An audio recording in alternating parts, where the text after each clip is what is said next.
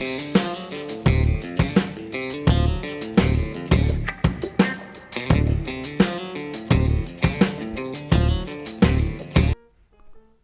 back to KP's Kingdom, cooking with KP, and today a real special one. I'm going to show you how to make a Coq Au Vin, beautiful French chicken in red wine. Let's get on with it.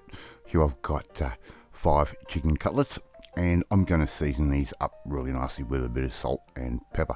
Alright, especially ground black pepper always works out the best, and look, really give it a good bit of seasoning. Don't skimp on it, and same with the salt. I'm using a bit of pink Himalayan rock salt there in another little grinder, but you can use whatever types of salt and pepper you want, but these taste the best.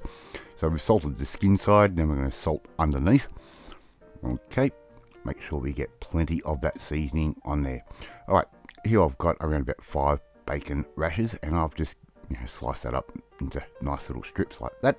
They can go straight into a nice medium hot fry pan or saucepan. So just let the fat render down, and don't worry, that bacon is going to stick to the bottom of the pan, whether it's a non-stick or not. But don't worry, we're going to end up with a little bit of schmutz on the bottom, but it's alright, that's going to add to the flavour. So once it's cooked off, we can take that out, and as you can see, we still have that schmutz on the bottom of the pan. Don't worry, put your chicken skin side down, just like I'm doing right there, and don't overcrowd the pan. I really want to make sure this chicken skin gets a nice bit of colour on it.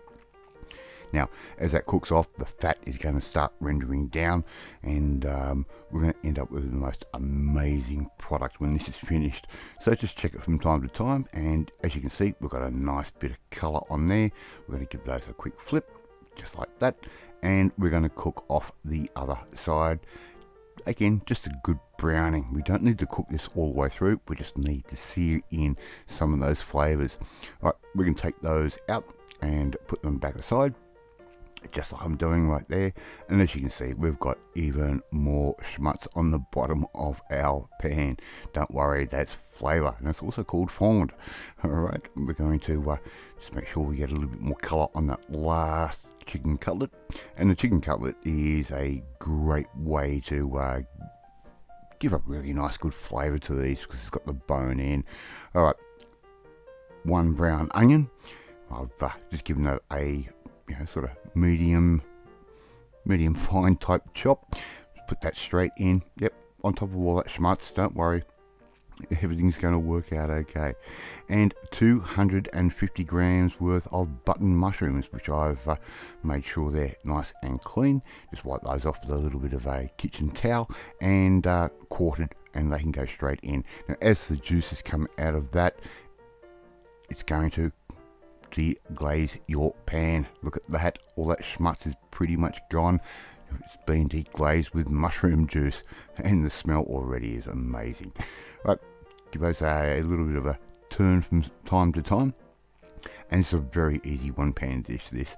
Now, I've got about a 20 gram knob of butter that is going into our pan as well, and that's also going to help deglaze a little bit, around about equivalent of 1.5 cloves worth of garlic paste that goes in. Alright, and we will just melt that butter down just like that. And if you haven't had Coq Au Vin before, oh wow, the flavour is amazing. It's a very, very old school dish, but it is still relevant today, believe me. Alright, so I've added in about 2 tablespoons worth of flour. You can use self-raising or plain, it doesn't matter. Just put that straight in, and we're going to cook that flour off for a minute or 2. Alright, it's going to stick to the bottom of the pan. Don't worry, we're going to deglaze again. Alright, so Coq Au Vin, as I said, chicken cooked in red wine. Let's put some red wine in. In total, I'm going to use around about 2 to 2.5 cups of wine. Right? Just use the wine of your choice, whatever wine you like. A red wine, of course, not white. And we're just going to keep stirring it around. And look, let's get this chicken really drunk. I'm going to give it another little sploosh of red wine.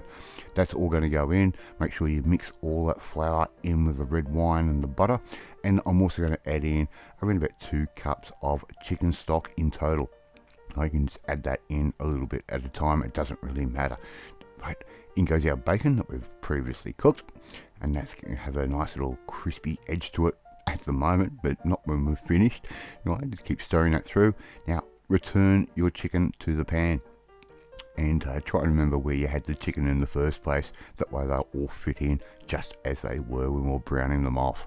Alright, so my oven is already sitting at 180 degrees and Celsius, and what we're going to do, going to get that a little bit of a simmer, little bit of dried thyme over the top. If you've got fresh thyme, by all means use it. It'll be even more tasty. I've only got the dried in this particular instance. Right, Mrs. KP is going to put that into the oven for around about 1 hour. Right, just 180 degrees, 1 hour, and we're just going to let it do its thing. And when it comes out, it is going to look like that. How good does that look? Alright, all we have to do now is serve. Right, put our chicken cutlets down.